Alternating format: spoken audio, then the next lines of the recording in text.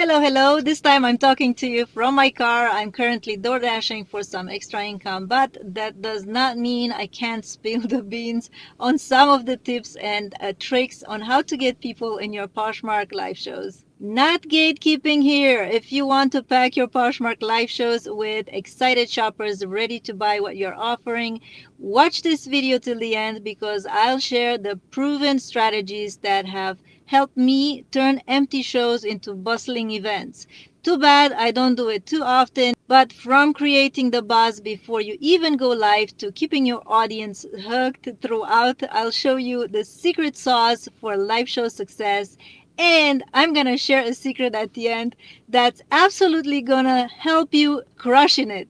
Let's say you're new at this and you start from scratch. The first thing to do is spend a lot of time in other people's shows, chatting, getting to know people, occasionally buying a thing or two, but that's not necessary. So you don't have to buy stuff per se. You can just observe and participate in the share shows and even do your own share shows a few times a week. This is actually huge. This will get you started, will get you used to it, and will get you the confidence you need. Not to mention, people will slowly get to know you, and don't be afraid to make a mistake. We all have started somewhere. We all learn and get to know the process and get good at it. The next thing is create a listing in your closet for people to like so they can be notified when you have your live shows. Also create a catchy show flyer and stick to it as people know it's you. So people know it's you. Just change the wording according to the theme of the show, but not the background. Keep the background so they know it's you based on the picture. Shoppers that come in need something to keep them interested and intrigued. So aside from a visually pleasing aesthetic of your show background, you also need to have good prices to start with, good brands, and not to be afraid to take a little bit of a loss in the beginning until you build the shoppers community. A cute outfit and a pleasing clean look is a bonus. Your personality and environment really matters. People want to be somewhat entertained, so even if you're the shy type, maybe make an effort to come out of your shell a little bit. Having some soft background music helps too.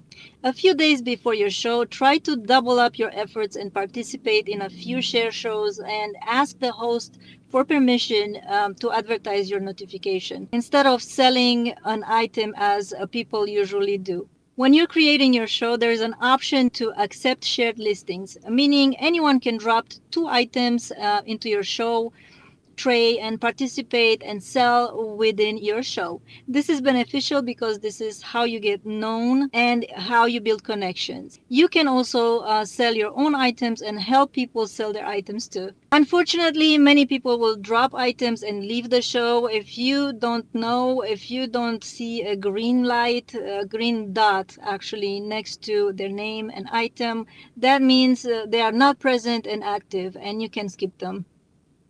I believe there is a new feature now where you can add anybody's listing to your show and oops. Hi, sir. And if they are not in your show or ready to respond to your auction request and set their own price, your watchers have the option to purchase that item through the Buy Now feature that shows on the bottom of the screen. Once you gain traction and you have a good amount of people in your shows, see if you can find a friend or a Poshmark buddy to co-host with you. That is when you have many people in the show. This way, you just show your items, take measurements, and engage while your host takes care of the chat and keeps track of requests. So don't get discouraged if at the beginning you don't get a lot of people in your shows.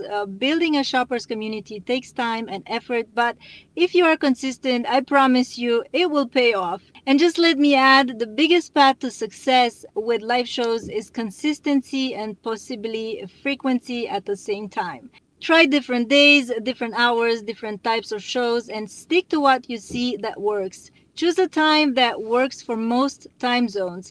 This is a silly tip, but if you have multiple devices or family and friends, to sign in from each one's phone or computer, because that will give you a few more joiners. This is the brutal truth. The shoppers will not stay in a show with only one person, and that's you.